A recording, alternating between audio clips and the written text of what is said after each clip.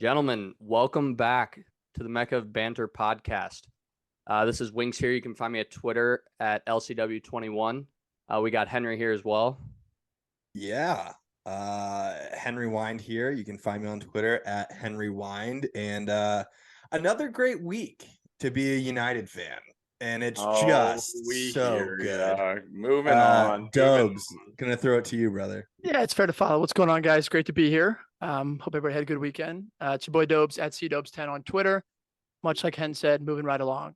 So I think it's time to kick it to our boy Butchie. Butchie, what's going on, brother? Good to see you. Good to be seen, brother. How are we? It is Butchie Main. Find me on Twitter, Ryan_Butchart. You will not be seeing me tweet anything because Liverpool are shite right now. So my Twitter's silent, but it's great to be here. Yeah, another team that's over here inhaling and exhaling. Hayfee4 on Twitter. You know what it is. We got 3 points this week, so hey, I'm in a little bit high spirit, so I haven't felt that in a while. Yeah. What's up, lads? We're back again. It's Hoove here at Young Yid on Twitter. It's been popping off on the burner. Spurs are in the mud. They're going to fire another manager, and we're going to get stuck in the vicious cycle that is Daniel Levy's Tottenham Hotspurs. So, yeah, Winksy. Awesome. Yeah, and then we also have a special guest today. We mentioned it at the end of last week's pod, but we have Elliot Smith with us today from the ArsenalVision Podcast. Welcome, sir. Thanks, guys. Yeah, I mean, we tried to line this up, and I was thinking, like, what's the perfect time? And I was like, well, how about right after we've wrecked Spurs in the derby and right before we set the kitchen timer on United's resurgence? Okay. Right? So that's fair. We've already put Liverpool and Chelsea in our rear view. So, man, this is the perfect time. I'm glad to be here. I'm feeling really good. I got the bourbon flowing and everything's great in life. That's good to hear, Elliot. And I don't know if you can tell, but my background, I chose one of several photos I had of Rashford scoring on Ben White. So throughout this episode, if I need to switch it, let me know if you're sick of seeing this one. No, I'm surprised because you had to pick your best player. And so it was either Rashford or the VAR officials. And I don't know how you were able to decide between those two, given that the win you had over us, they've already announced that they got the call wrong, denying Martinelli's goal. And then your Manchester Derby win was aided by, clearly a conspiracy to support United. So that's when United's back, though. The refs are back on our side. That's exactly when United's back rolling. You're not wrong. You're not wrong. I think you're going to need a lot of referee help to survive the match that's coming, but that's another story. It could be true. Well, welcome. I think great to have you, man. Great transition, though, talking about the referees in that game and that decision, because going back and looking on that call, I mean, come on, guys. It was pretty obvious that he was affecting the play and it should have been called offsides. We can all agree on that, right? I said it yesterday. I would have lost my mind if that would have happened to United. I would have lost my mind if that would have happened to us. I mean, that rule, I think, is just such a wishy-washy rule to where somehow, it stood, because clearly you can tell it affects just exactly where Ederson's going to be. And I think that's the big one. I don't necessarily know if it affects the two defenders, but you could clearly see Ederson sort of take a step as if Rashford was going to hit it, and then Bruno came. I mean, very happy it stood, but yeah, I mean, absolutely just crazy decision. I mean, I think that Ake should have just been able to pass through Rashford like a semi-permeable membrane, and the fact that he didn't do that was his fault, and the referees just recognized his failure to just actually turn into an apparition and pass directly through Marcus Rashford. I don't know why he didn't think of that. Yeah. I was gonna say, I've been seeing a bunch of stills, and they literally just take Rashford out, and Ake's like 2 feet from the ball, and Bruno's like 15 yards from the ball, and they're like, yeah, okay, totally wasn't interfering with the play at all. Yeah. Look, we're coming for you. Your turn is coming, because you've got a background of Mikhailo Mudryk. Arsenal super fan number 1 is his Twitter handle. So just and I'm going to love it when he bags a couple goals against you guys. In what, 2027, 2032? Hey, as long as it comes back. Hey, as long as it comes back and he does it, I'm okay with it. I'm curious, do you think that they missed a trick not having him hold up today's newspaper at his signing video, just so that to give the full hostage vibe that he had in every picture? This guy was the most active social media person until he signed for Chelsea, and now it's crickets. Absolute crickets. There was a picture of him, I'm pretty sure, in the Arsenal shirt, the day before he signed for. There was. Yeah, on his Instagram. And a few days before that, it was the picture of Arteta calling him a top 2 coach in the world. Don't worry, he can be taken under Aubameyang's wing. I'm sure that'll all work out. Oh my God, get him out, get him out, get him out, get him out. When they have the fire sale this summer, it's gonna be interesting. Selling everyone for sure. I'm excited. Yeah, and I'm starting to wonder if we didn't just pull like a poker move where like Edu and Mikel were like, go to 90 million, see if Boley will go to 100. I bet he'd go to 110, just like seeing how far they could get Boley to push the boat out. And by the way, it's all the limited partners in his private equity firm that are footing the bill. So I'm sure they're going to love it. Oh, we talked about it in the pod, I think last week, or just in the Mecca, like with Fabrizio and like some of his tweets. I definitely think he's probably increasing the dollar amount by just tweeting, oh, they're interested in 90 mil. Chelsea's like, oh, 90 mil, let's buy them for 100. Yeah. But hey, buy them all. That's where I'm at right now. Buy if you buy every single player, eventually you will win. Hey, we'll win it eventually if we just buy everyone. I mean, after Barcelona and City, what they've done with the caps and the rules, I mean, there's no limits anymore. Business, what is that? I'll just spend everything. Come on. I'm just warning you, you're 5 seasons away from there being cars behind the goals again. Just as a heads up. Yeah. Well, I know we started touching on it a little bit. The Manchester derby, we can hit that first. All good. Manchester United with the win, helping out Arsenal, grabbing 3 points over City 2-1. I'll let the United boys take from here, though. What do you guys think? Hen? Yeah, I'll go. I was stoked. I mean, obviously the controversy with the goal, that's going to be there. And just like what Dobe said, if that's going in against United, I'm losing my marbles. I'm writing a handwritten letter to the FA. Like, I'm not even like tweeting. I might book a flight. I don't know. But the fact that it went in was awesome. And then Rashford scoring right after that was so big. We've said it all season in Ten Hag we trust. There are some really big calls that he made. Luke Shaw as a center back, and then sticking Fred in there as well. And it just paid dividends. I mean, I feel like we're seeing Ten Hag's system really come into play. And obviously what a different game than it was, however many months ago when we got stomped 6-3. So you saw the adjustments that were made. I know that we talked a bunch of shit on it in the group text, but Haaland was on the field, believe it or not. He was actually playing the game. It was shocking to see how little he was involved, and to see that Pep changed his style altogether of having Haaland drop in deep to receive the pass instead of like getting in on the end of through balls. It was just really different, which to me shows a sign of respect to Ten Hag, a sign of respect to United, but thrilled about the victory. Yeah, I'll piggyback off of everything Hen had to say. Obviously, those that listened last week, I wasn't exactly as optimistic. I mean, I feel like I was the most optimistic that I've been in quite some time as a United fan. We didn't really know how Ten Hag was going to set up going into the game. And when I woke up at 5:30 to check the lineups, and seeing Luke Shaw at center back was surprising. But I think there's also an argument that our best center back pairing for the last few weeks has honestly been Varane and Luke Shaw. And I think it shows Ten Hag, he likes to sort of stick to his principles, to where he likes that right-footed, center back on the right side, and that left-footed center back on the left side. And he's not going to go away from his principles. And, the way Ten Hag set up, my man of the match had to be him. You could tell from the first minute of the game, I wasn't sure if we were going to press high and try to, push the game to him. We set back. We're extremely organized. Casemiro kept Fred in front of him, kept Eriksen moving, cut off the lines, and really made City one-dimensional a little bit, to where I think that's kind of the problem that we've seen with Haaland, is City almost relies on him too much at times, to where you see them try to force the balls in behind. If you can take Haaland out of that game, it really disrupts their flow. If you look at sort of the City, strikers from the past, it's an Aguero, it's a Gabriel Jesus. It's these guys that can almost interchange with a Kevin De Bruyne or interchange with a winger. And Haaland playing through the middle makes them very one-dimensional.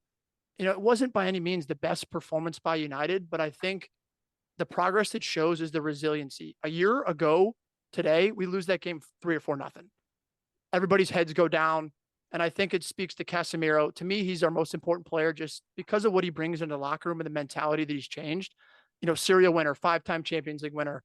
And you can see by the way he's playing with United that he's a rejuvenated player that still wants to win, that wants to come and improve himself. And I said it last week. If he's the best player on the field, we're going to win the game. In my opinion, he was probably our best player on the field. So obviously extremely happy. I'm not going to get into we're title contenders just yet. It's a massive win in our progress. But it's one game at a time from here on out. It's a massive win, but one game at a time. I also think his decision just to not play Harry Maguire was a pretty easy one. So we had $200 million worth of center backs on the bench. Yeah. Like we had Maguire, Lindelof, and Martinez all on the bench, and he went with Luke Shaw, which I think just speaks to Ten Hag and how he approaches the game as a manager. I think Elliot mentioned it before. I think that referee in that call had a lot to do with it. It's a huge momentum swing.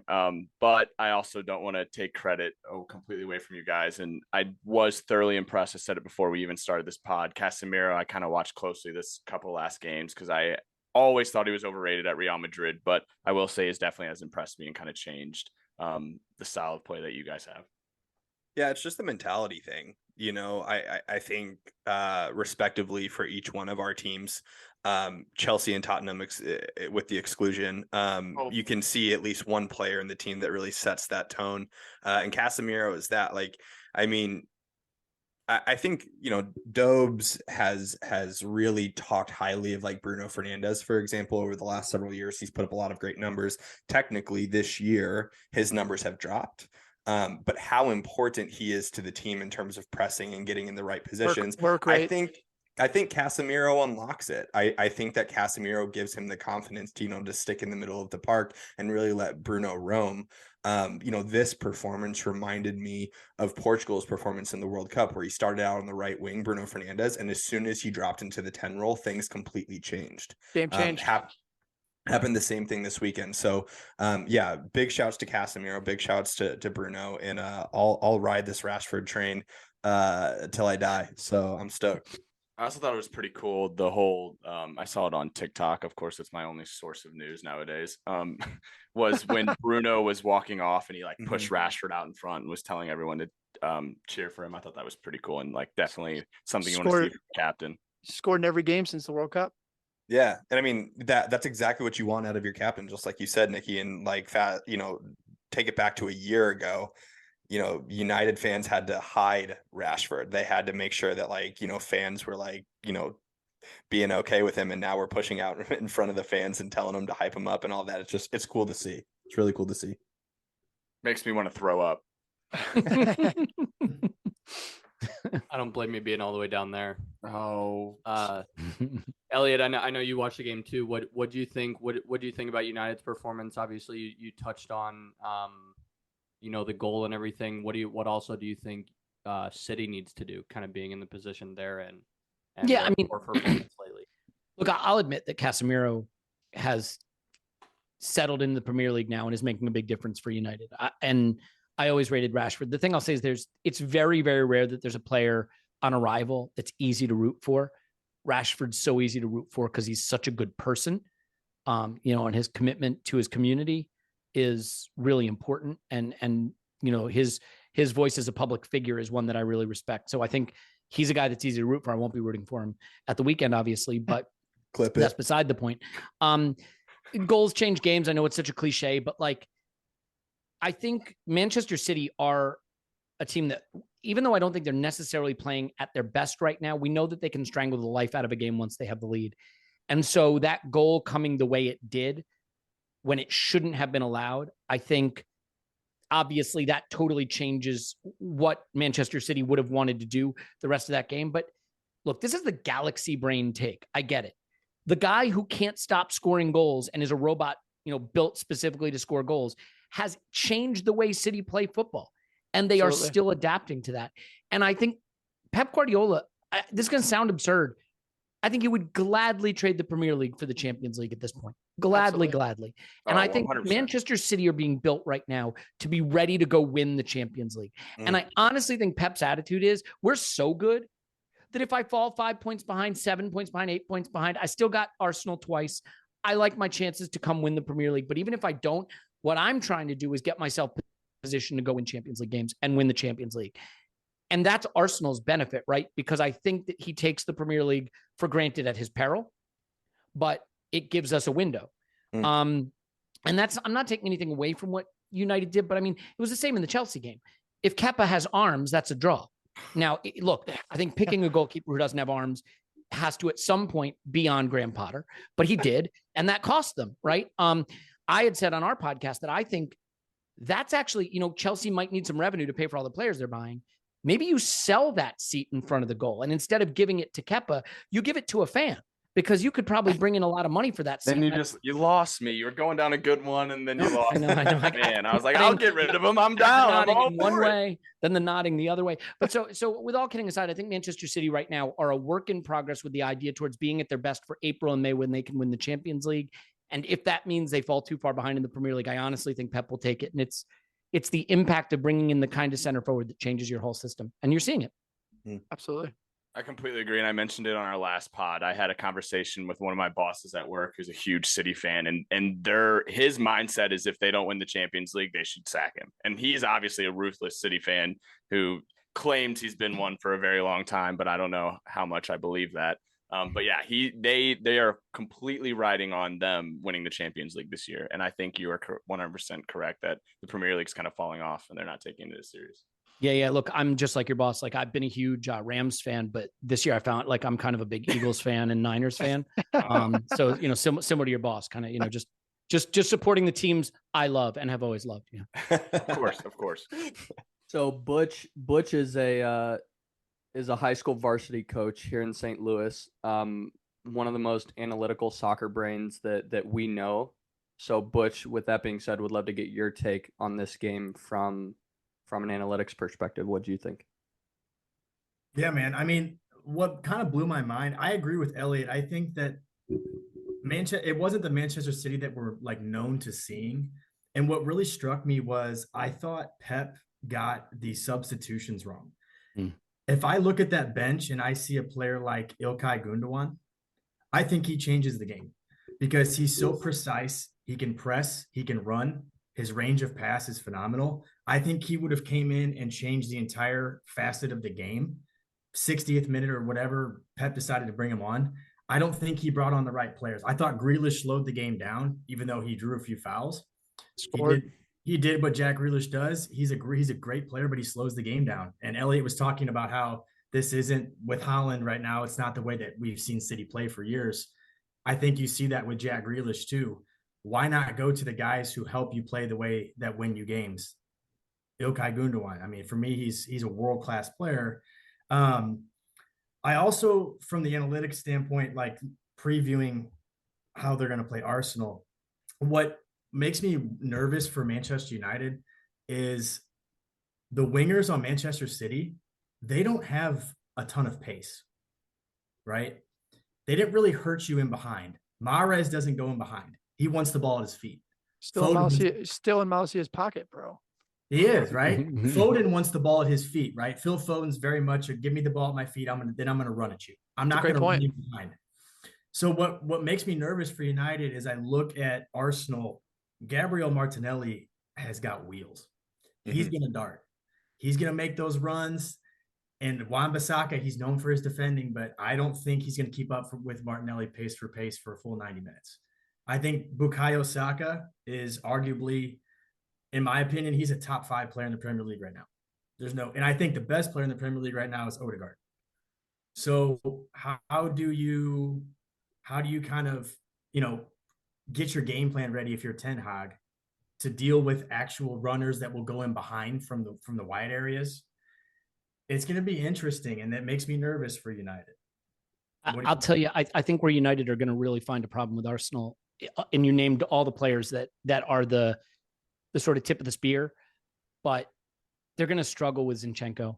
The role this guy is playing, and you saw it in the derby, he makes that fourth in midfield, and it just winds up being a numerical advantage. And he and Partey are exchanging passes in small spaces, and he's flipping sides with him. It's not just inverting. He's going to right central midfield. He's going to left 8. He's going out wide. He's finding the space to be available. And Casemiro is going to have a real challenge on his hands because there's Xhaka sitting in the half space and there's Odegaard sitting in the half space. And who am I going to? And whoever you go to, Zinchenko's just going to go into that space that you vacate and he's going to kill you there. And that's where I think it could get to be a real problem. And oh, by the way, if you do step to him, he can play the ball in behind to Martinelli. Martinelli's been off his game, but I really agree with you, Butch. Like I think he's going to I think he's going to be a big factor in this game. And he has no doubt a chip on his shoulder for the goal that was taken away from him in the away in the reverse fixture. So yeah, I'm a big Zinchenko truther right now. I think he's been one of the transformative players for us because Kieran Tierney's a player a lot of people like. Very British fullback, right? Very traditional, run the wing, touchline to touchline, right? That's where he's going to go, win sprints all day long, crosses into the box. Zinchenko's a different kind of thing. He's the Cancelo for Arsenal, but I think maybe, just maybe, I know the sacrilege to say it, he might be at a better level right at the moment than even Cancelo is. I think the role that Zinchenko plays for you all is just, and I think it definitely helps having Arteta come from City, knows exactly how Zinchenko plays. Pep sort of taught him into that role that he's playing for you guys. But the role he has in just overloading the midfield and allowing sort of you guys to slide into that back three where Ben White is just like comfortable on that right side. It's kind of that right-sided center back. Like, in 30 million for Zinchenko is another one that's just like how important he is to Arsenal right now. And the fact that he's 30 million kind of just blows my mind on how much, because you're so right that like Tierney coming into that game or having to start or Zinchenko getting hurt almost completely has to change the way that Arteta has to play with that back four a little bit, in my opinion. Very true. And we saw Zinchenko doing a lot of what Elliot just talked about against Tottenham Hotspur a few days ago. You know, he was coming in, he was in so many different positions. Henry and I were talking about this months ago. Zinchenko's first or second game with Arsenal back in August, we looked at the screen and we looked at each other. We're like, look at where Zinchenko is right now. Because I didn't envision him doing that with a different manager that wasn't Pep Guardiola. Because Pep's known for it. I didn't know Mikel Arteta was known for that too, right? Even though he was his understudy. I was watching him like, gosh, this guy's like incredible. Like, he doesn't get caught out. People forget Zinchenko was also a center mid. He came into that City side. For Ukraine, he is. Yes. He plays center mid. He's very comfortable on the ball, and it fit Pep's style so well at City. So he was just like, oh, play on my left back. And then it just kind of took and grew from there, and Arsenal saw that. And I think it was, like they said, a great signing. Yeah, and I think United have one disadvantage going into this game. And I think Ten Hag is a better coach than Conte, and I think United are a better team than Spurs. Sorry, we're just beating up on Spurs today. He hasn't even got a word in yet. Who will join you in on you drinking? Just, have a stiff drink. It's the best you can do right now. But but I think the fact that Arsenal have just come off playing a counter-attacking team and, facing a team that wants to try to hurt you in a similar way, I think we'll be sort of well prepared for that challenge. Right. Because I think, to be fair to United in the away leg, it's not a leg, but in the reverse fixture, I think we were a little naive about the counterattacks. I think we've gotten better about that. And I think we've just played one of the teams in the league, if I'm going to pay Spurs a compliment, that can really, really hurt you counterattacking.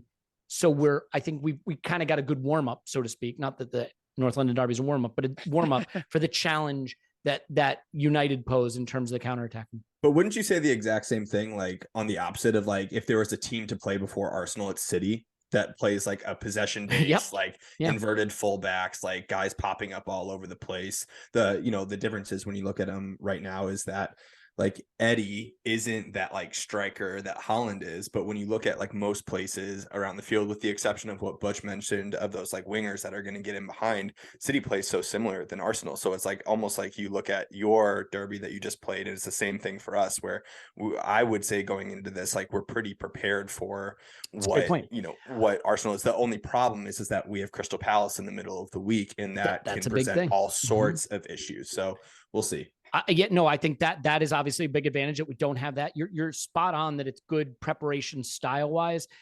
A couple of things.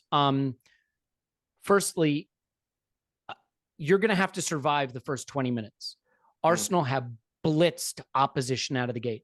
And if you concede first, you are not going to win. That is not a thing that's going to happen against this Arsenal team.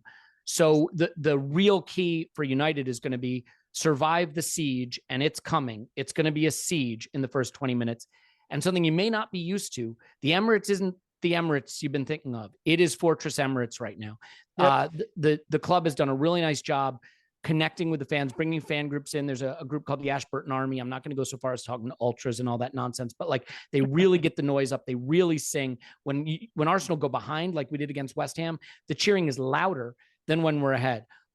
So I think United are going to have to survive the early siege, cannot afford to fall behind, because if you're playing from behind and have to bring the game to Arsenal, then I think it gets really dicey. Yeah, I mean, if you get completely unlucky and your goalie just absolutely has a shocker like Hugo Lloris did to start the game. Sometimes you just shove the ball in your own net. So it's just things that goalies do. I don't know if you've ever watched I don't want to keep dogging him, but I hate to say it as well. Like, I think you should have saved Odegaard's goal as well. Like, that's just my opinion. Like, I think Mendy saves that in my I don't know. I think my message to the Discord that I'm in was like, they showed Arsenal and Spurs in the tunnel, and I was like, Lloris looks haunted. He looked like he wanted to be anywhere but that game. It was over in the tunnel. Yeah. Before the game. And I think that's a great segue. And we've touched on the game a little bit, but segueing into talking about the North London derby, youngest manager in the Prem, youngest team in the Prem, 8 points clear of City, 2 wins over Tottenham this season, dropping only, 3 points this season so far total. Playing beautiful football. Put some respect on our name, the Arsenal. 2-1 over Tottenham. We've dropped points in 3 games, not just 3 points. I'll keep it honest. Sorry. Yeah, it's still pretty damn good. Yeah. I do love that, like, now that Elliot's on this podcast, Winks is like the most confident he's ever been on this podcast. Like, as literally every week we're checking in. Winks is like, I'm just happy to be here, and you never know what's gonna happen. We talk about this in the group chat a lot, because there's another Arsenal fan in the Mecca banner, JP, who is the most confident Arsenal fan that I know.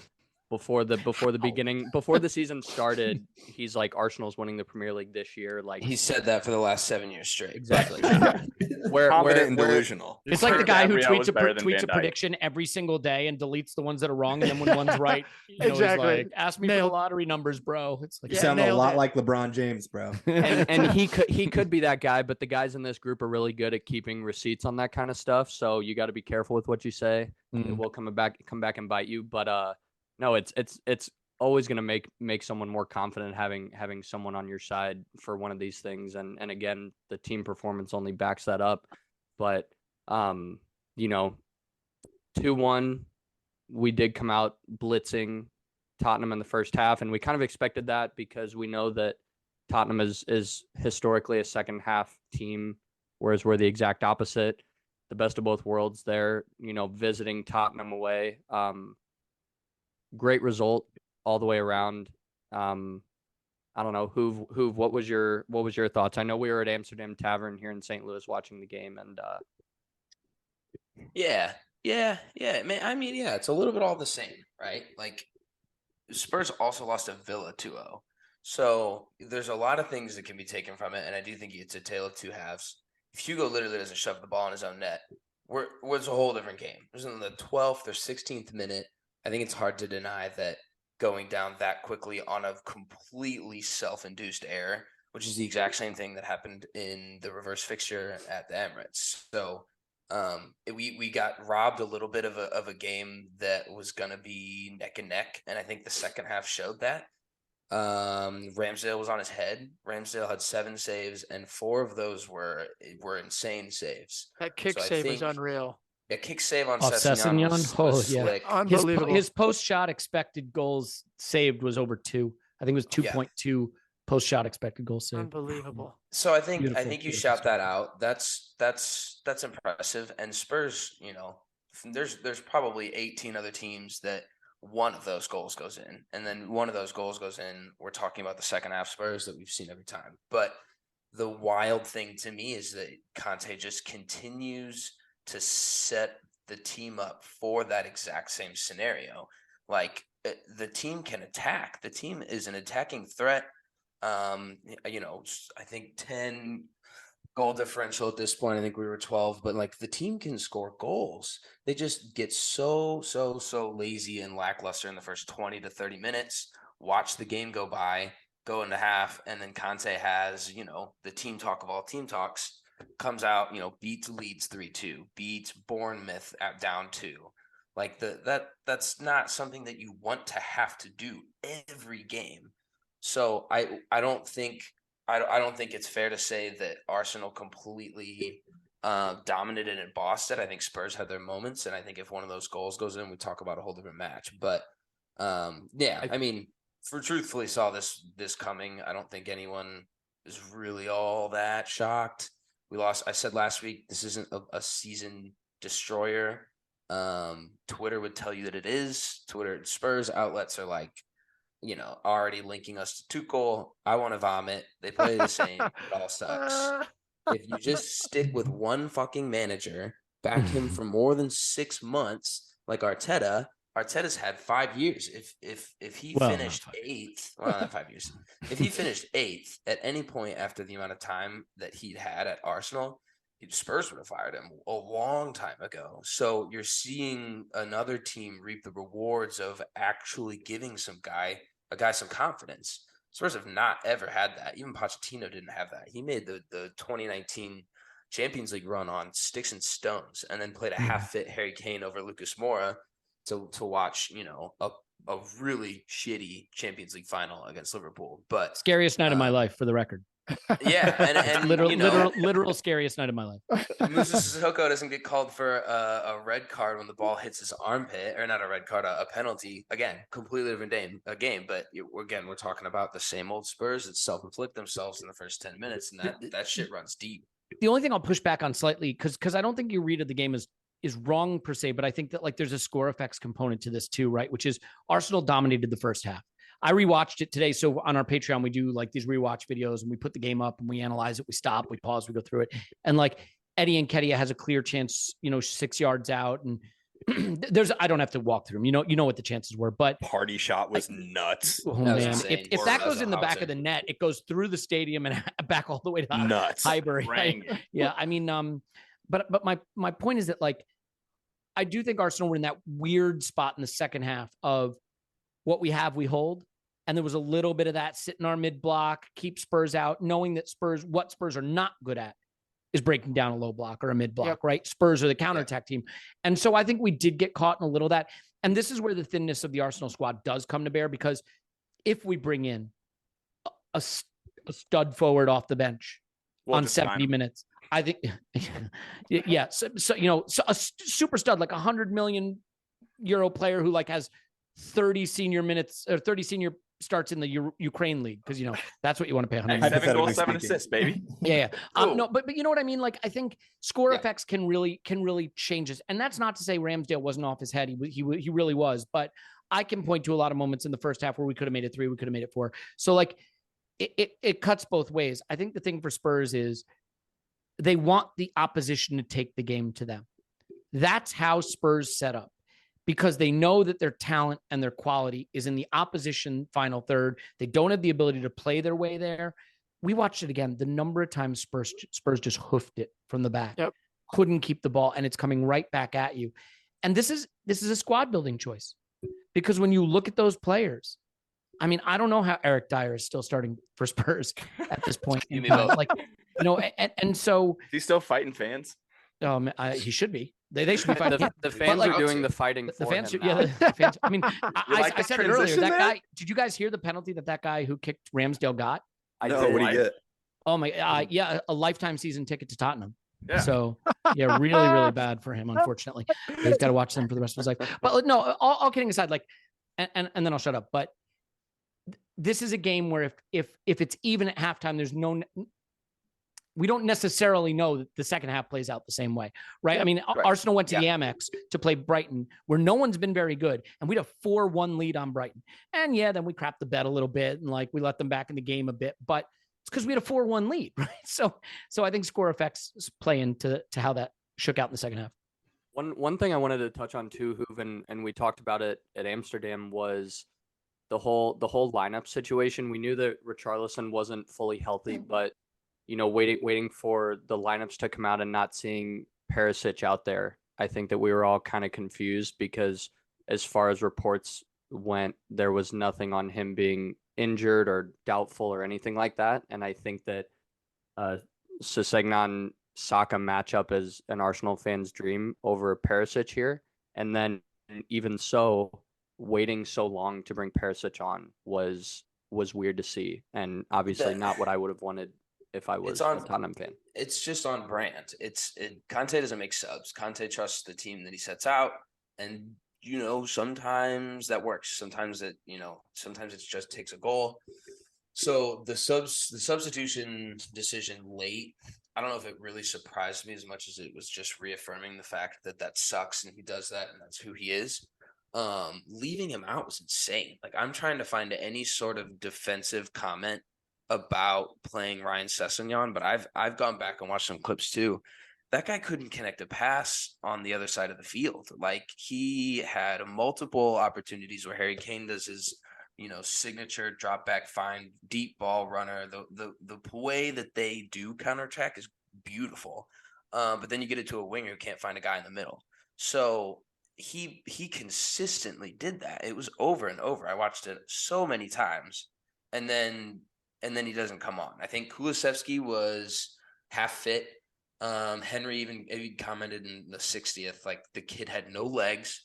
But he was definitely still one of the most creative players on Tottenham. Like, that's not saying much considering, there wasn't a lot from the wing play. But he's just still that guy. He's going to cut in. He's going to hit it on his left foot. And he was close twice.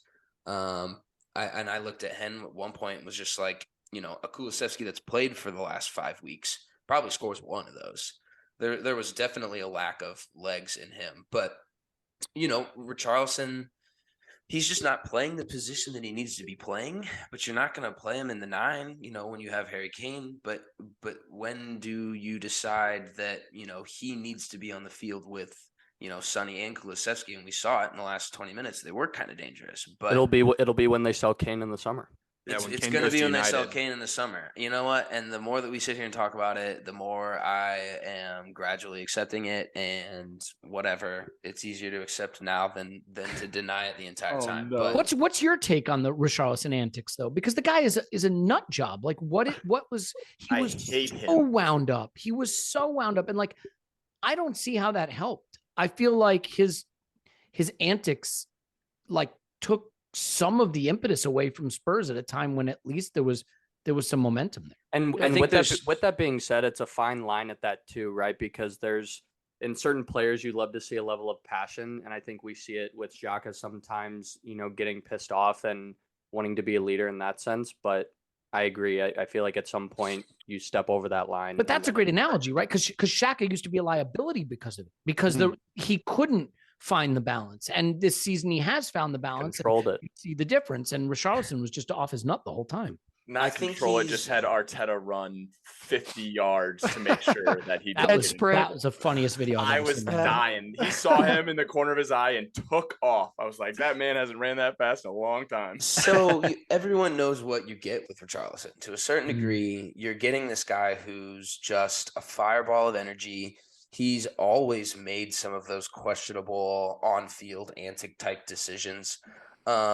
My take partially, you can always cross a line. I don't know if he ever did anything that was just, so blatantly stupid. He wasn't juggling the ball on a free kick. He gets slide tackled by, you know what I mean? Like that, indefensible. He deserves to take that shot. Totally different scenario. But there was a lack of that energy. There was a lack of that passion.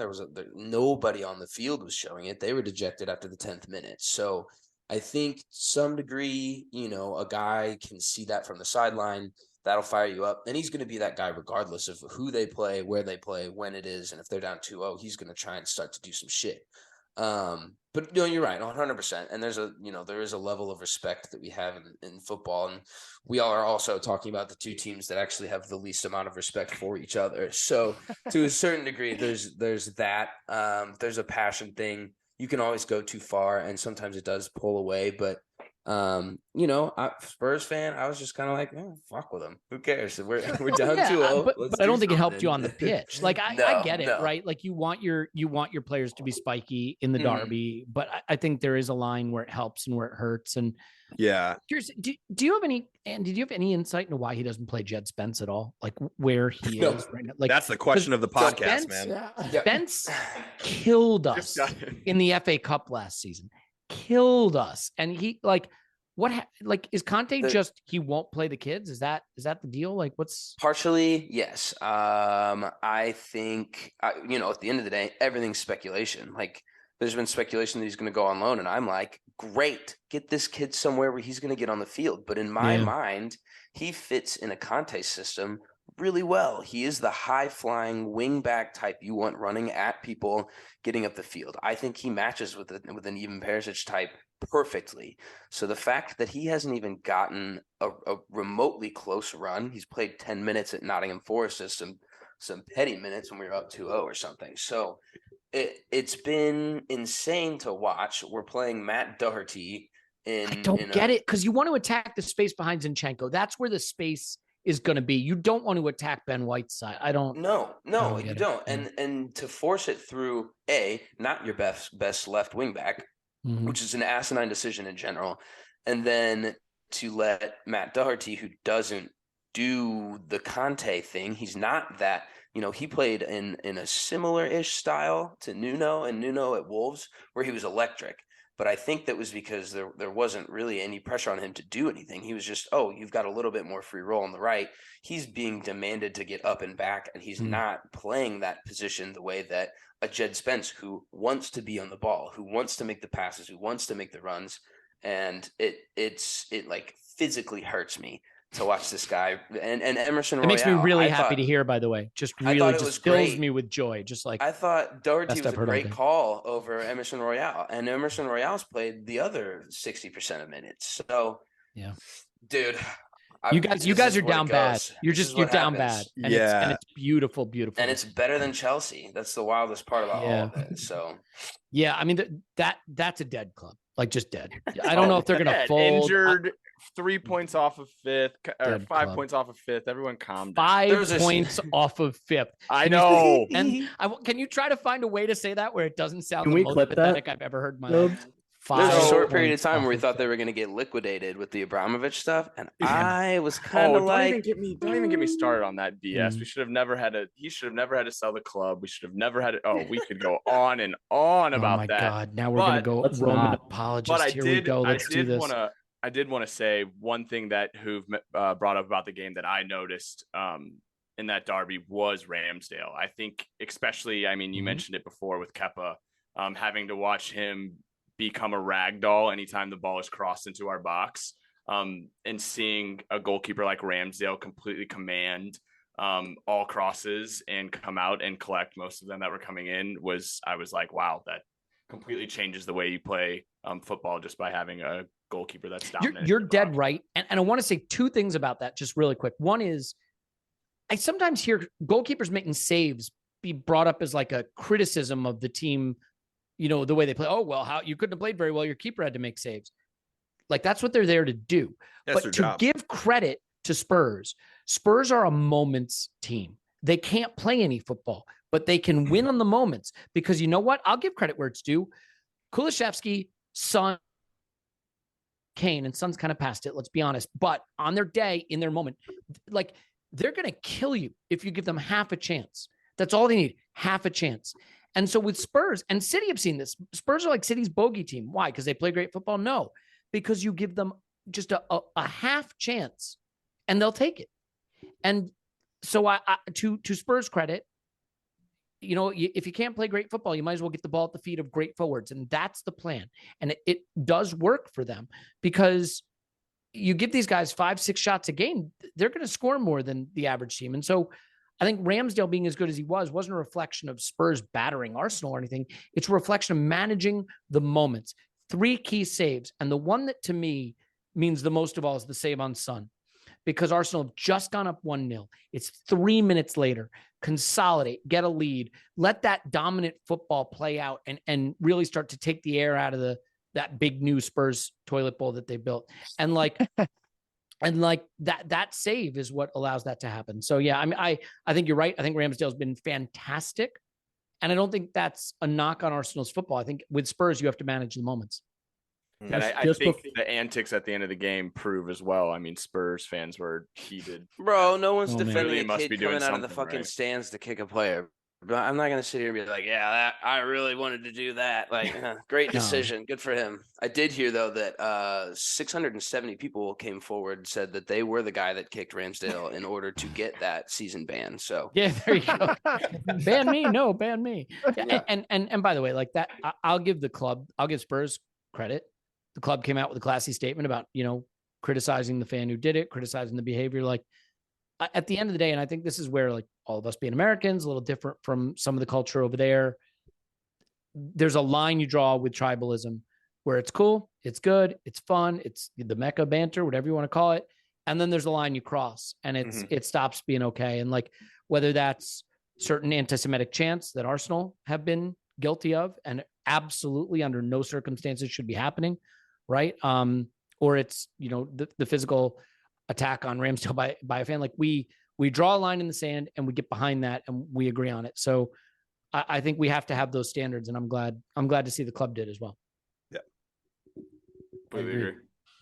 I know we touched on the United Arsenal game coming this Sunday. But I think we can talk about that just a little bit more. I know Dobes had some talking points he wanted to speak to, so I'll hand it over to you, brother.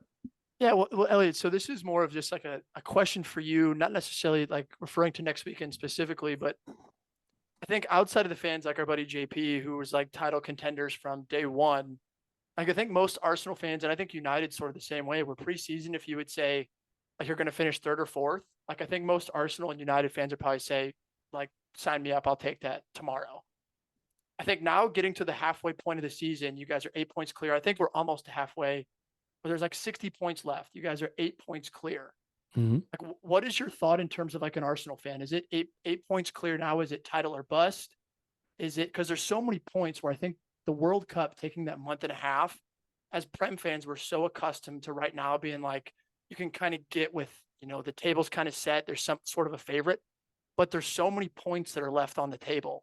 So I'm curious to, like, as an Arsenal diehard, like, what are your expectations for the second half of the season? Also, I'm assuming that means probably bringing in another piece, but what are your expectations, Yeah. All right. So a few things. So firstly, it is title or bust, of course, but then you reassess at the end of the season. If Arsenal finish second, 6 points behind City, and we finish on 88 points, you'll be able to have the perspective to say, wow, what a season we had. We beat Liverpool. We won at Stamford Bridge. We did the double over Spurs. We had St. Tottenham's Day. We'll be able to list off all the things that make it a special season. Yeah, I'm chirping. But like right now, when you're 8 points clear, halfway through the season, you got to go win the title. Now, we haven't played City yet. And it's ironic the way things happen, because the City game got moved. And had it not gotten moved, we would have played City. I think it was the away game. Let's say we lose it. City have 3 more points. We have 3 less points. That gap's a little narrower. Maybe we lose a little confidence in that moment. It's ironic how it all happens, because we look great right now. We haven't played City yet. Yeah. If they win both games, that's 6 points right there. Suddenly, it feels a little nervy. The biggest thing with Arsenal is we have a small squad. And last January, I was absolutely fine with us, quote unquote, keeping our powder dry. Totally fine with it. Trust the process, right? Back the manager in the summer, but don't do anything rash, because Arsenal's big problem, ironically, is what Chelsea are doing now. No offense. Well, some offense. Just desperately spending to get back into top 4 with no real plan for what comes after that. We bought Pepe, and we brought in Willian, and we re-signed Aubameyang, and we made all kinds of short-term deals with ourselves to try to be back to relevance, and none of that worked. And now we have a real plan, and it's working. What I will say, though, is it's all well and good to have a plan for the long term. The league is there. Yep. This is where American sports can be instructive. Even the Rams, right? Von Miller and Odell Beckham and Matthew Stafford, they won a Super Bowl, and flags fly forever. That's what we right. Flags fly forever. Go win the title. Go back this manager. Go do what you need to do. Now, for me, it wasn't $100 million on a kid from the Ukrainian league, because even if I think he's a star, he's not a star this season. I wanted the Felix deal because I thought he could come in and be good right away. And all right, the red card's hilarious, but before the red card, he looked like the best player on the pitch. Best looking player. Yeah. So 100%. What I would say is the club has to back him now. And maybe it's pull a summer move forward. I know we're linked with Damien Rice. We're linked with Rice, right? Declan Rice. if it's not going to happen now, I don't want to hear about it. You know what I mean? That's kind of the mindset I'm in, because is that what you guys need though? Well, I mean, Rice. Here's what I'll say. If Thomas Partey's hamstrings go twang, which they've gone a lot in the time he's been at Arsenal, this team looks a lot different. Or he goes to jail. Well, but like, I had to get my dig. Libel laws and all that. But like, but the moral of the story is they have to back the manager with the resources to go try to make an assault on the title. And I'm fine with throwing Europa, and I'm fine with throwing the FA Cup. In a way, drawing City is the best thing ever. Because if we get knocked out, they're going to have fixtures rearranged and midweek fixtures. But for all we know, they might have a midweek FA Cup quarterfinal before they have to play us. Right. Yep. So I'm fine. And this is rambling a bit, I realize, but I'll finish up by saying this. Something is different. And here's what's different. Every single time Arsenal play right now, we look the same. It's not like, how are we doing this? It's smoke and mirrors. What's going on? It's, it's all going for us. You guys have watched us play. We press, we control, we have the ball, we create chances. The only team that's kept us from scoring the whole season is Newcastle, who have the meanest defense in the whole Premier League. And they needed some help from the referees and some help from bad finishing to get there. I believe that Arsenal will go play good football in every match. And from there, it just comes down to the club have to not let, because last season we would have had top 4 if we didn't go into the run-in without Partey, without White, without Gabriel, without, you could, hell, we were trying to get through with Lacazette, for God's sakes. The guy was dragging a refrigerator behind him for half a season. So like, don't let that happen. Don't let this season fall apart because you didn't go do the one bit of business that could have protected a title challenge. The last time we won was 2004. It's time to do it again. I was gonna say, don't choke again like the last 7 times. Well, that's one way to look at it. But no, this team, I'll tell you what, this team won't choke. If you told me right now, everyone that we count on is going to stay fit, I will tell you right now, we'll win the league. Yep. But no one can promise you that. And the club have to take the action they have to take. I'd say the same thing as Chelsea if we were fully fit, but that doesn't always happen in the Premier. Yeah, I guess with that, Elliot, admittedly, I'm not in like Arsenal spaces. So like, I'm not paying super close attention to like the Kroenke family or like anything like that. I do know the Glazers, and I do know like Daniel Levy and his like refusal to spend money. I know a little bit of like Liverpool's recruitment strategy and how there's like a cap to what they'll spend and what they won't spend. Chelsea doesn't even have a system. They just buy everyone.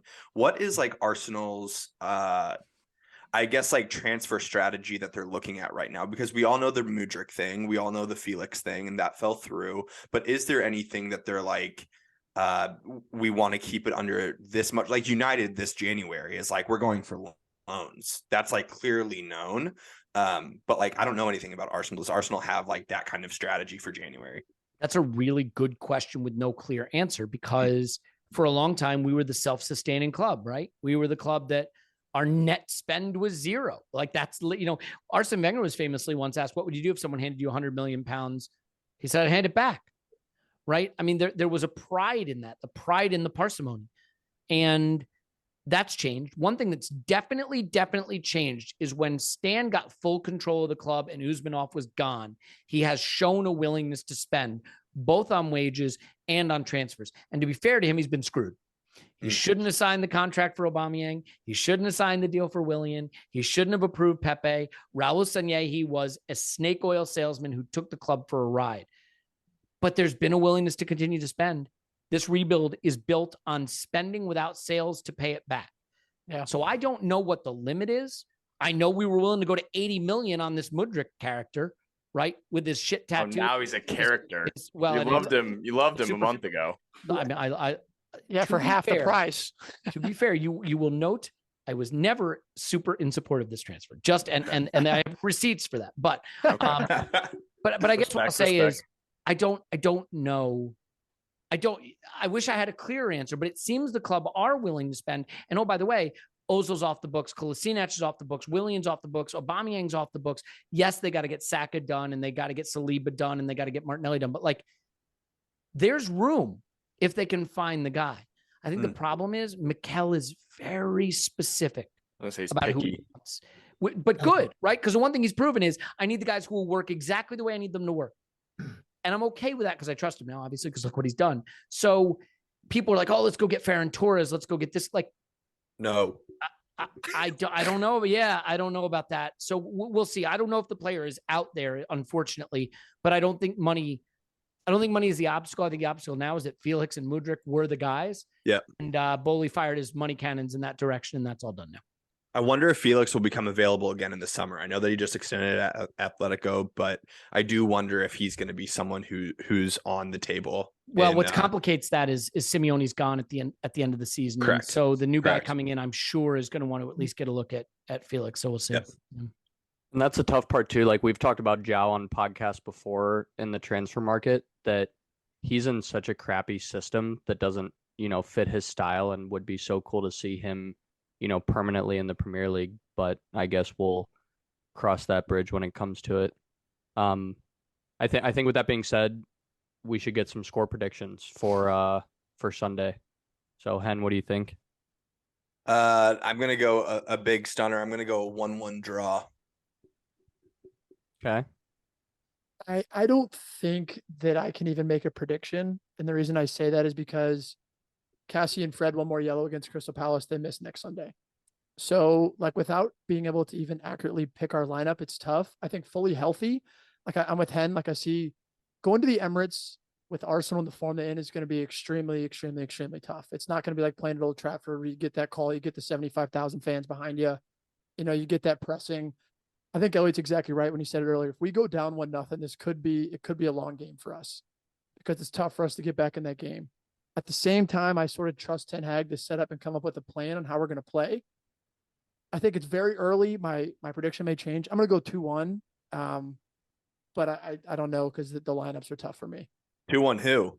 Us. What do you mean? Let's go. What do you mean? Yeah, that's one thing about these predictions that I've noticed. Like nobody's openly predicted a specific score knowing that their team's going to lose. And I'm going to keep that trend going. I think that having home field advantage here is huge for us. And I'm going to flip-flop your score, Connor, and say 2-1 Arsenal. I think before Sunday, I was leaning more towards a tie as well. Just knowing that Sunday was going to be just an absolute dogfight. Roster was going to be something in the back of my brain too, potentially somebody getting hurt during that and that affecting how we play on Sunday. But after seeing how we played on Sunday and, United beating City, they need a good humbling. So I think we'll be happy to give that to them. Elliot, what do you think?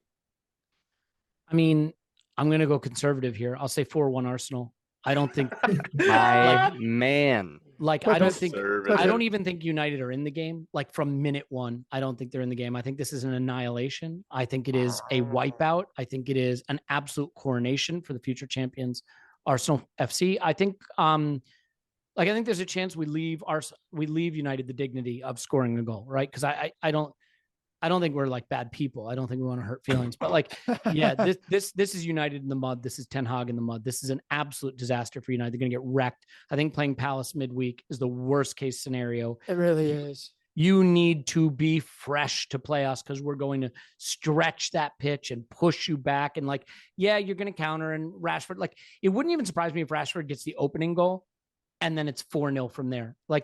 This Arsenal team, I'm going to tell you guys, because I don't know how closely you're watching. There is something really, really special with this football that is happening. With the way Zinchenko's tucking in all over the place and Partey's playing in little phone booths in midfield and Saka, you can't take the ball away from him. And Martinelli gives you that burst. And the only thing that could save you is the bad finishing. Because at the end of the day, the thing you have to remember, it's the youngest team in the league. And they're going to feel the pressure of the title. And if it's a little bit tight early on, Nketiah, he's a kid really still. Right. He's played so few senior minutes. Saka and Martinelli, they're kids. Odegaard he's what De Bruyne, what we think. He's the new De Bruyne, right? He's the heir apparent to that. And I don't think United can live with us. And I think playing midweek is an absolute worst case scenario. 3-4-1. I'll go 4-1. Yeah. Elliot went over to London and drank some of that Prime and is totally on that Kool-Aid. I got the blood of Logan Paul. Wow. Guys, we're 8 points clear top league. We're on a 96-point pace. It's not Kool-Aid. A lot of games literally left. True. A lot of games left. There are a lot of games left. And one injury completely changes your side. Yes, but guess what we're not going to do? We're not going to get injured between. we're not going to get injured between now and Sunday. Correct. I mean, we might. It's Arsenal. I was going to say, can you imagine if like 3 players pull up lame in training between now and then? I will say this too, right? Like when I say it's not a mirage, this is why I like data. I like to look at data. I like to look at the analytics because I want to say, like, are my eyes deceiving me? The goal difference, all that stuff, right? It says we're where we belong. XG says where we belong. XG against says where we belong, right? Shots for, shots against, final third possession, PPDA. You look at a team and say, what are the metrics that tell me who the best team is? Those metrics say it's Arsenal, or some of them might say it's City. I'm very, very comfortable with this game. Very, very comfortable. Unless, because let's be honest, this is always in play. United have that secret weapon. It's the guy who's going to have the earpiece. Anthony Taylor. Guy with the earpiece. I know. No, Anthony Taylor's is only against Chelsea is where he makes St. Anthony, man. St. Anthony's going to be there for us. Yeah, I feel good about it. I thought you were talking about Harry Maguire as our secret weapon. Oh, if you start Harry Maguire, then 4-1 is conservative. If you start we're going to 6-0 route. Double digits. At the end of every podcast, I say we'll talk to you after Arsenal 10, Spurs 0, Arsenal 10, United 0. If Maguire starts, it's in play. Yeah. Love that. Mm-hmm. Well, Elliot, we just want to say thank you so much for hopping on here, man. It's been so nice having another Arsenal guy on here. I can imagine. The timing of this is really sus. You're besieged. And especially one, as knowledgeable as you and been doing it for so long. We that an age joke? You. Come on, man. We're friends. You know what I mean? But yeah. But we do really appreciate it, and excited to have you back on at some point. Maybe towards the end of the year when we have this trophy. We'll do a live stream from the open top bus parade. How's that sound? And count us in, or count me in at least. I'm sure. And will probably be busy I want that all day. Of them here for it. I want them all here for it. We can make I was that almost happen. busy today, bro. All right, Elliot, thank you so much, man. Yeah, Thanks, thank guys. you. Elliot. Yeah, Appreciate it. appreciate it, man. Talk soon. cheers. All right, everyone. So Elliot had to hop off, but we are back again to talk about the Liverpool-Chelsea game coming up on Saturday, the 21st. One more time, just wanted to thank Elliot from Arsenal Vision so much for hopping on here. It was amazing. It's great, and I think we all agree it's awesome to have someone with a football brain like that join us to talk about 2 big games on the Arsenal fixture list, Tottenham and then United this Sunday. So cheers to him. Yeah, big shouts. Big shout out. That was awesome. Appreciate him a lot. Now we get to let Butchie and Hafey take it away and talk about Liverpool-Chelsea. What's going on, boys? The mid-table sides. Let's go, boys. Oh, shut your mouth. The fight for relegation. 9th and 10th. Yeah, since we were talking about the derbies, I mean, we still played in a derby this weekend as well. We were in the West London derby. We ended up winning 1-0. Kai Havertz scored, which felt good. I know you guys have been dogging him for a while, but seeing his name on the score sheet, I don't care how he does it or how many chances he didn't score in that game. Him being on the score sheet is a positive for me, and I'm not going to have you guys turn it any other way. The other big positive that I had was I thought our new signing, Benoit, I cannot pronounce his last name, so I don't even want to attempt it. The French guy, I thought he played really well, especially with the ball at his feet. And his ability to break lines and connect passes is something that I think Koulibaly has been struggling to do and has been a big downfall in our defense. So I was very happy with that. But besides that, I think it's been similar. You can tell where our side is doesn't have a lot of high energy or positive things going forward, especially in the final third. So we're pretty boring to watch at the moment, but hopefully Mudryk's signing is going to come in and change that. And hopefully some of our injuries are going to get healthy mid-February and it'll inject some energy into our lineup. Real quick, Nikki, with Mudryk, is he like going to play on Saturday? Like, I hope. Yeah, I mean, you assume after a week of being there and probably training and whatnot, but yes, I definitely think he will be. The only reason I say that was because there was rumors that he might even play in the Crystal Palace game. But like, I would assume that he is for sure going to be on the team sheet. I don't know about starting. I have no idea. And to be fair, like I never do these days with Chelsea and Graham Potter. I feel like he has a new lineup every single week. So Aubameyang might as well start next week. I have no idea. It seems like he's been going with Kai. Give me your spin zone with him. Like I think with who? I hope that you can admit that 100 million for another winger is like not smart. Like give me your like spin zone on why it's a halfway decent move. Because you wouldn't offer 120 for Enzo, but you offer 120 for him. Yeah, I think it's wild. I definitely think it's a position we need. Winger? I think he'll play more of a striker for us. Instead of Aubameyang. That's what I personally think. 100 I think is a lot, but I also think nowadays it's not as much as we think. I think money has increased and everyone's price tag has increased, but I do agree with you. It's a risk. We're definitely 100% taking a risk. And recently our risks have not been going out. I think Cucurella could go down as one of our worst signings ever. You have a lot of them.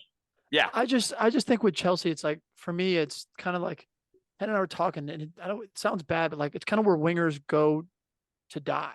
Yeah. Like there's not a winger that's there that's like sort of like a standout. Like there hasn't been like an Eden Hazard type for a while to where it's just Chelsea, a winger. So I think that's why it's such an odd signing to me. It's like I get that like it's a top 4 boost, but at the same time, it's like when everybody gets back healthy, there has to be a fire sale. And I think the interesting part is of all the City signings, like if Man City's the standard, not one of them walks into Man City's even reserves. And so I think that's where it's like the signings are great, but do I think like any of them are like Premier League winners? And I think that's where like the Mudryk one is like, clearly it has to be money motivated by him. But like, I'm just curious. Who else are we going to sign?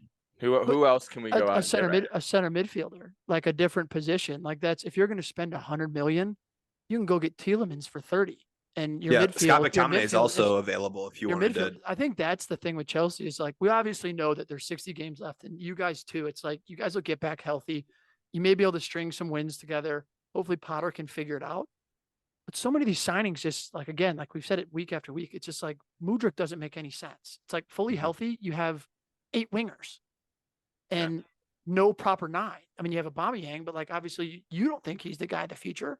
So that's where it's just like, if Bowley's going to spend, I'm confused on why he didn't spend as like a center midfielder or something that you guys need.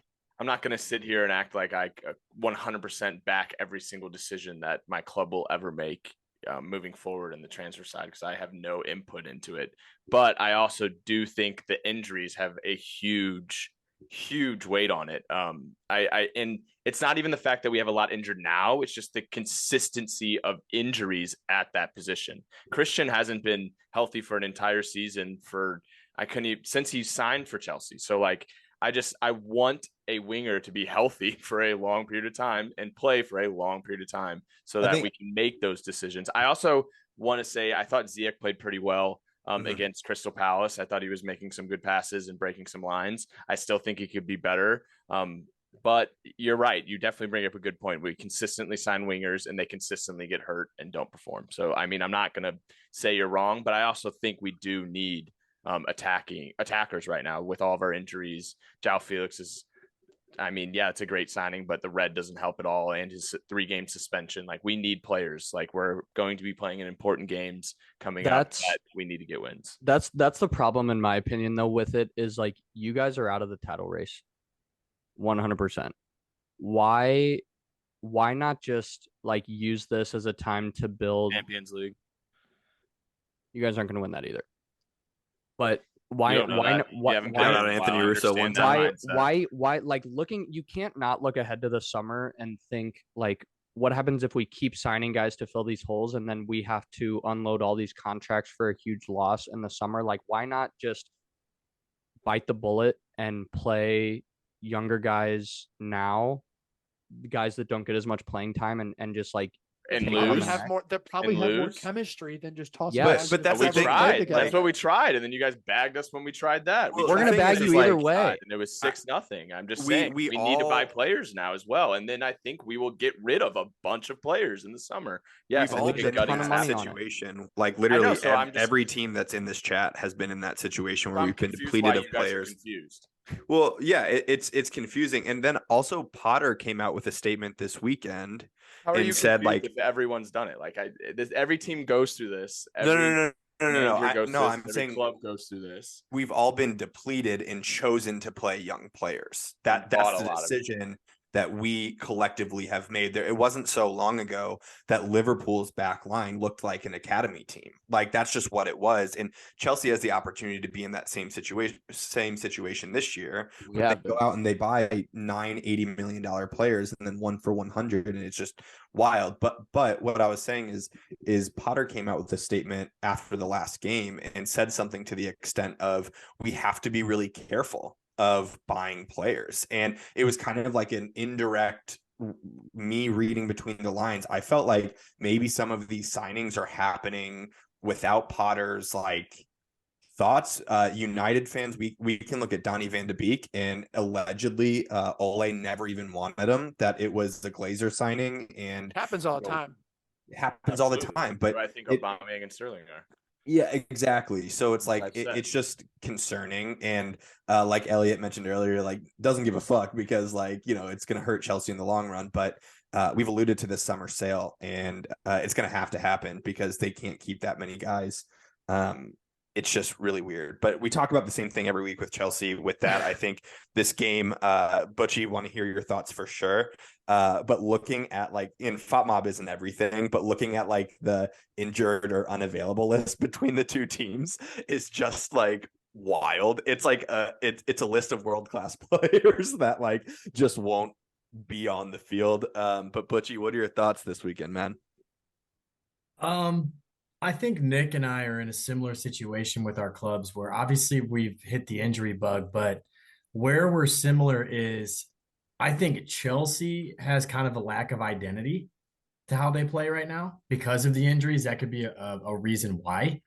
And I think the same thing is kind of happening to us because if you look at Liverpool in the past many years, like we've always had the Klopp philosophy of pedal to the metal football, right? Like that's what he's known for.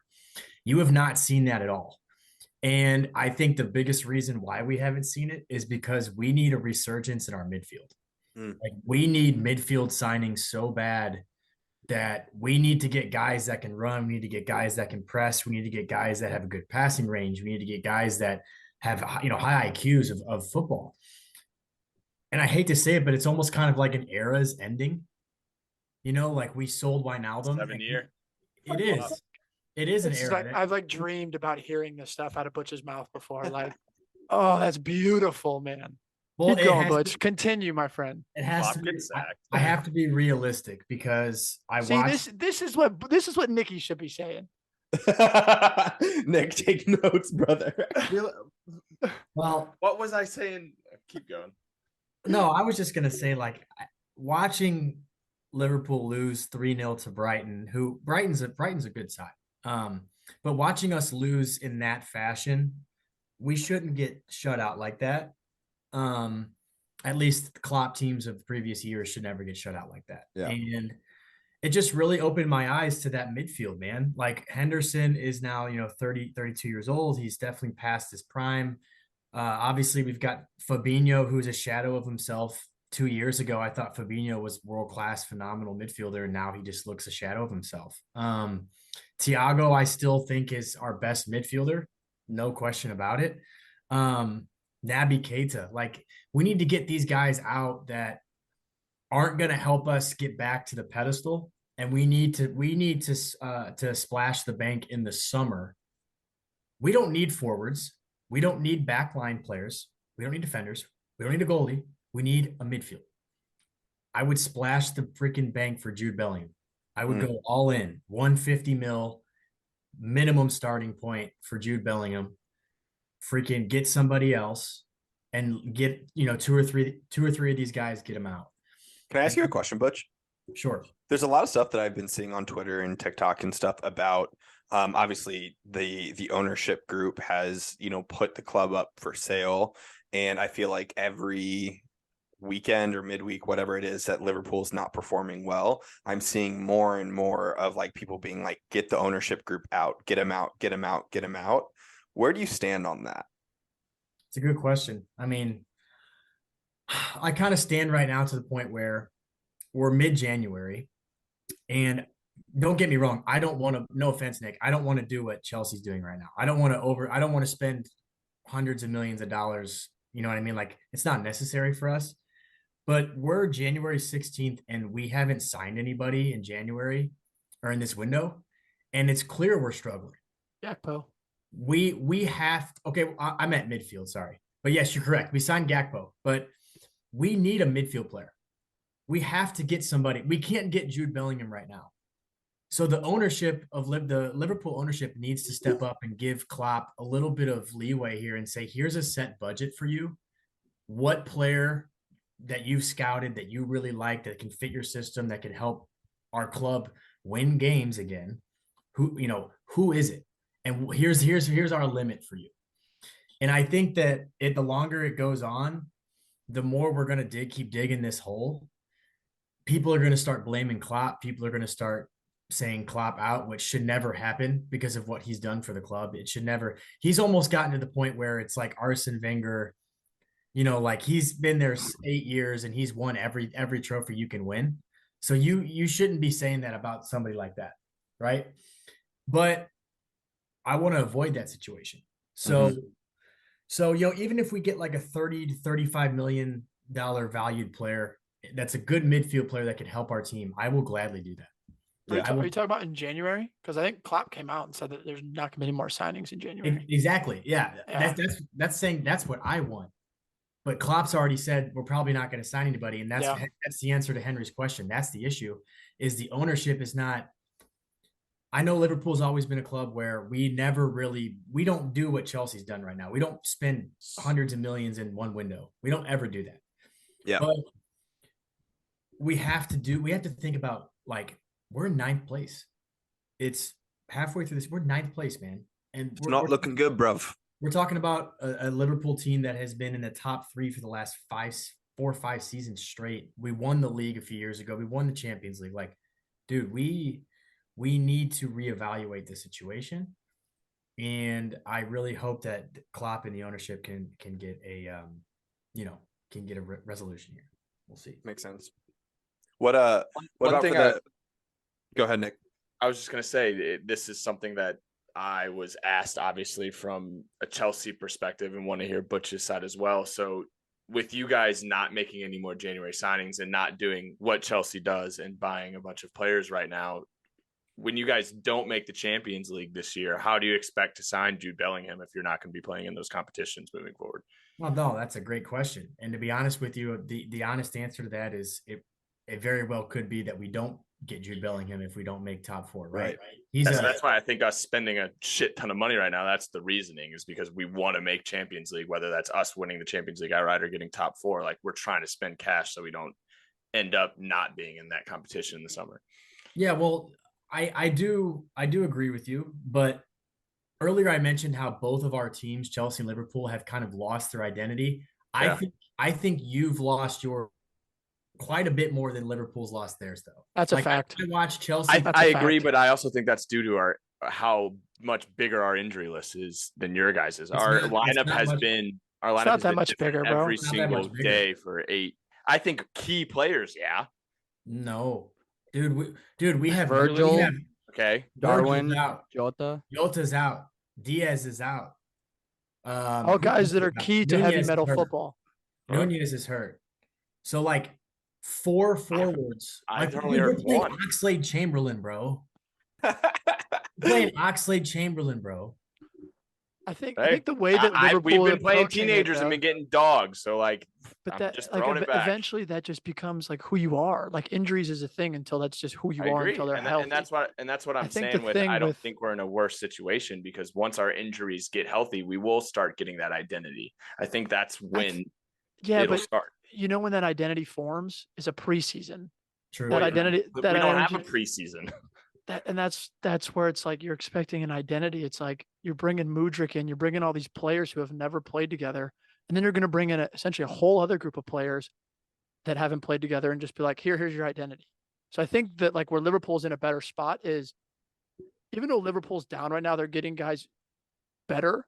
Liverpool's going to buy a player that fits Liverpool, and I think that's in the summer. Liverpool's going to buy a player that fits Liverpool. They're going to buy a player that fits. Nobody's questioning if Klopp's a good manager. Nobody is questioning if Klopp's a good manager.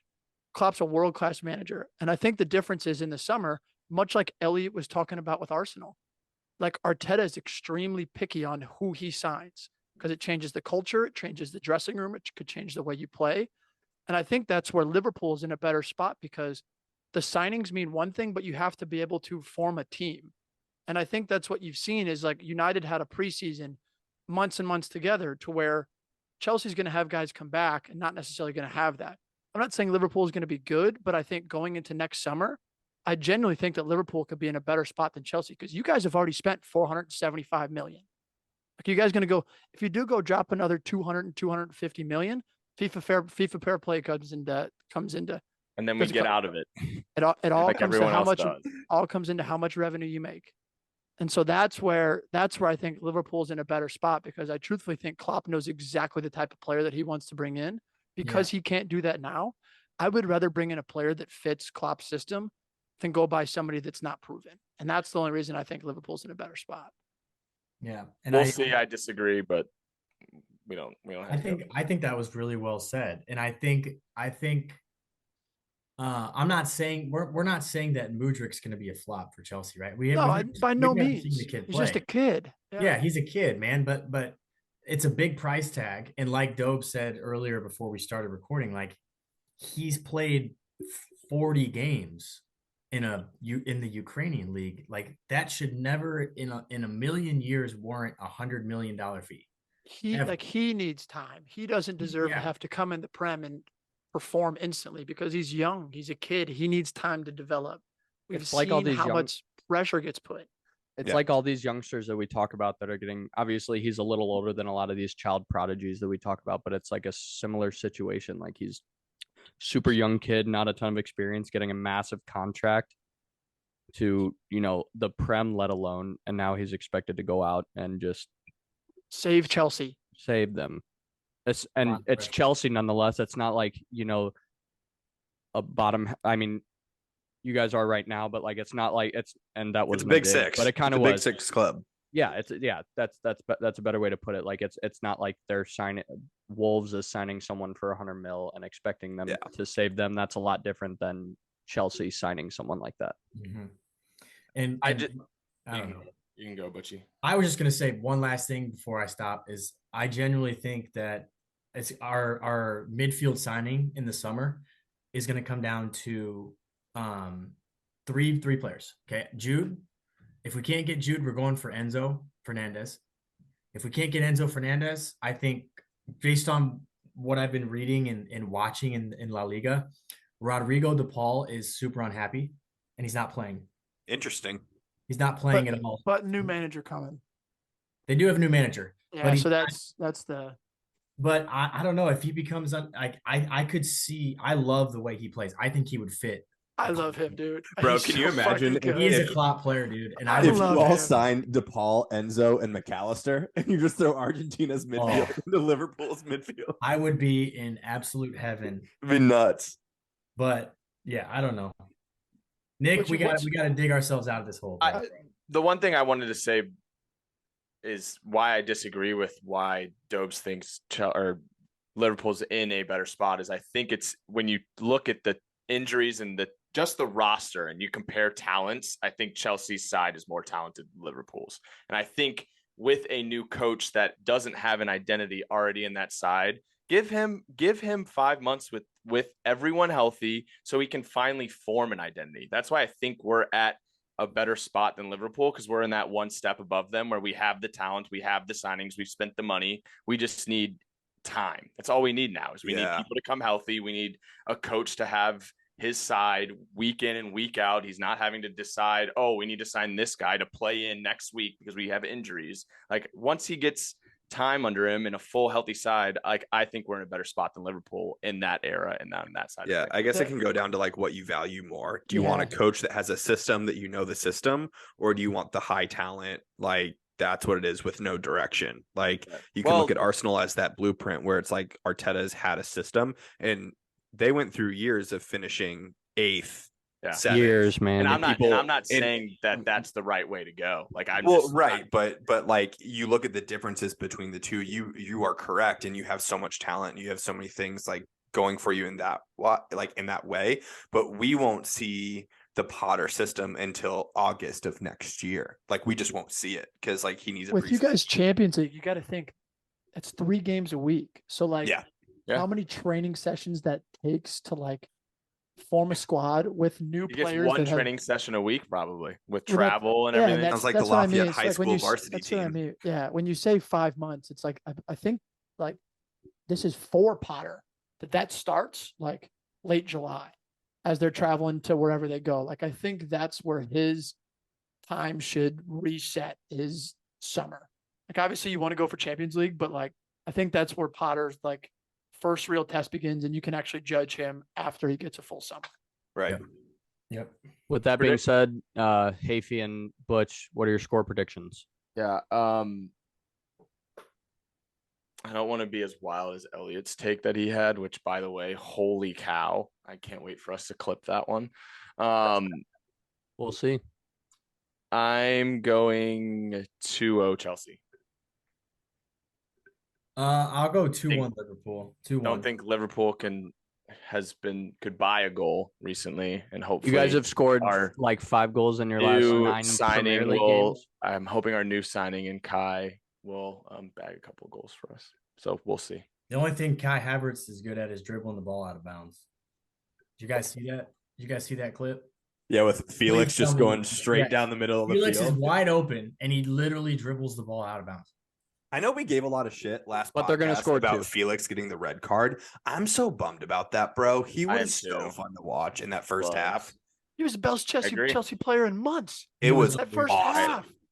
He was unbelievable. He was unreal. Yeah. It's the creativity that we have not had on our side for a while. Just fun, like fun and flair. And it's so true. We have a lot of simple, like minded players who like to play a simple pass. Yep. You know, do the dirty work. That's kind of our identity. But when João Felix, a creative mind player, or like Dobes was saying it before, like when Hazard was on the team, like having just someone who wants to like dribble, take people on, like that's definitely something we're missing. And we saw it with João in that first half. Right. And it does suck that he did get that red, because that just means we paid a lot of money for him to miss 4 games. So sick. 666,000 a game now. Sick. But like I said before, I don't even care about money. Like, what's that? Huh? Spend more. All right. Factor cap time. Factor cap, which you mean?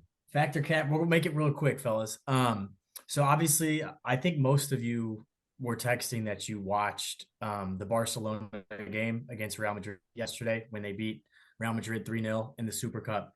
And I thought Gavi was unbelievable. By far player of the game, right? Man of the match. So he's 18. Okay, I was thinking about this today. He's 18 years old. Do you think it's a factor cap that he will win a Ballon d'Or in his career? Based on what he's doing now at such a young age, influencing games like that, a Clasico, you know. Cap. He ain't even the best. He ain't even the best younger center midfielder on his team. Pedri is clear. Let me ask you. Okay, I agree that Pedri is a better player, but let me remind you of one thing. Okay, when Messi won his in 2010, we're gonna put him in the same sentence as Messi right now. No. He no. Wait for the rest of the statement. I know where he's going with this. Yeah, the second and third place that year was Xavi and Iniesta. Pedri and Gavi are the next quote unquote Xavi and Iniesta, right? And I think we could all sit here and say any other era that's not a Messi era, Xavi and Iniesta both win one. Yeah, and I think it's the Ronaldo's got 15. Era, so that's why I think it's a cap. I think Haaland and Mbappe are going to go back and forth. Okay, but he's 4 he's 6 years younger than Mbappe, and he's 4.5 years younger than Haaland. I want so badly to say fact because I love that kid. You all know how much I love that kid. I'm a Gavi truther, always have been, always will be. Good. I just think that like the game from those award standpoints values goals and assists so much and like goal contributions.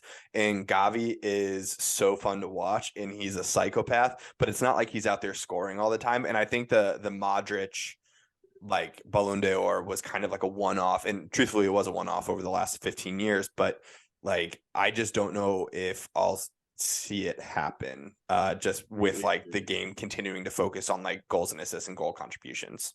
Yeah, center back should win Ballon d'Ors more often.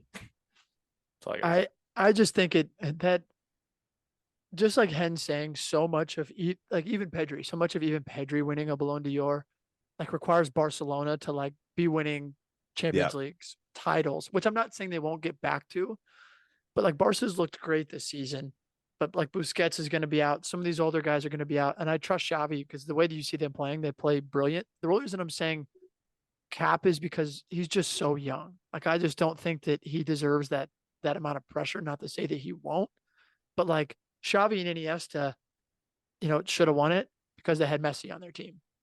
Like, those assists, everything that they were doing was built around, they were built to play with Messi. And so not saying in a center midfield, like won't win it, but like I can name, like I would take Jude Bellingham over either of them in terms of like who I would think would win a Ballon d'Or first. And so that's why I just think it's got to be Cap. I just want it to be a fact so bad.